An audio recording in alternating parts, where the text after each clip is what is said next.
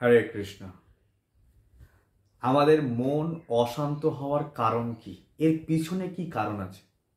মন অশান্ত হওয়ার কারণ কি? শাস্ত্রে প্রহ্লাদ মহারাজ ভাগবতমে বলছেন, সদা সম্মুদ্বিগ্ন ধিয়া মৎসদ্গ্রহাৎ। আমাদের এই বুদ্ধি, আমাদের এই ধিয়া অসৎ বস্তুকে কালেক্ট করছে। আমাদের ধিয়া বুদ্ধি অসৎ বস্তুকে গ্রহণ করছে। অসৎ বস্তু মানে হচ্ছে যা নিত্য নয়, যা পার্মানেন্ট নয়, টেম্পোরারি বস্তুকে আমাদের এই ধিয়া বা বুদ্ধি কালেক্ট করছে। আমরা এই জগতে যে বস্তুই চাইছি বা যে ব্যক্তিই চাইছি, আমরা কোনো ব্যক্তি বা কোনো বস্তুর মাধ্যমে খুশি হতে চাই, আনন্দ পেতে চাই। সে ব্যক্তি বা বস্তুকে আমরা চিরতরে আঁকড়ে ধরে বাঁচতে চাই, কিন্তু সে ব্যক্তি বা বস্তু হচ্ছে টেম্পোরারি। এই জগতে যা কিছু দেখছি সব টেম্পোরারি, আজ আছে কাল থাকবে না, সাময়িক, তাৎক্ষণিক। এই তাৎক্ষণিক বস্তুকে নিয়ে আমি মনে করছি এ সারা জীবন আমার জন্য, এ সারা জীবন আমার কাছে থাকবে, এই বস্তুটি সারা জীবনের জন্য।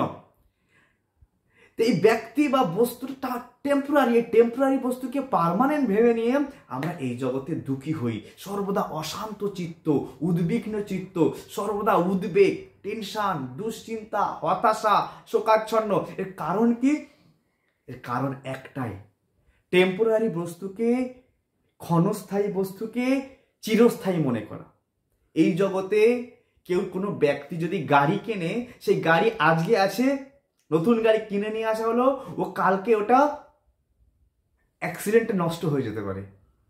আমরা ভেবে নিচ্ছি আমার গাড়ি অ্যাক্সিডেন্ট করবে না। আর মানুষ ওতে, ওই গাড়ি যদি অ্যাক্সিডেন্ট হয়ে যায়, মানুষ ব্যতিব্যস্ত হয়ে পড়ছে। আমার এই বন্ধু, আমার এই বান্ধবী, আমার এই আত্মীয় স্বজন, আমাকে কেউ ছেড়ে যাবে না, এ আমার পার্মানেন্ট।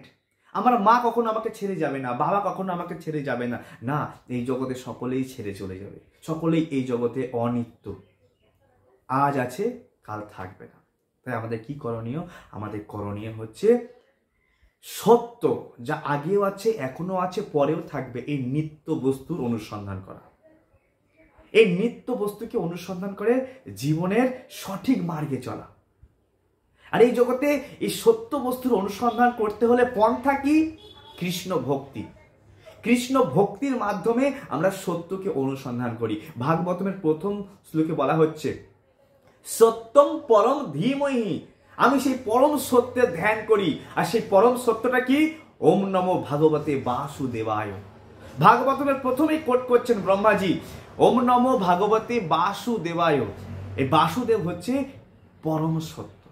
তাই আমাদের কর্তব্য ভগবান বাসুদেবকে জানার জন্য সেই কৃষ্ণ ভক্তিকে অবলম্বন করা। Chant Hare Krishna and be happy. জয় শ্রী প্রভুপাদ।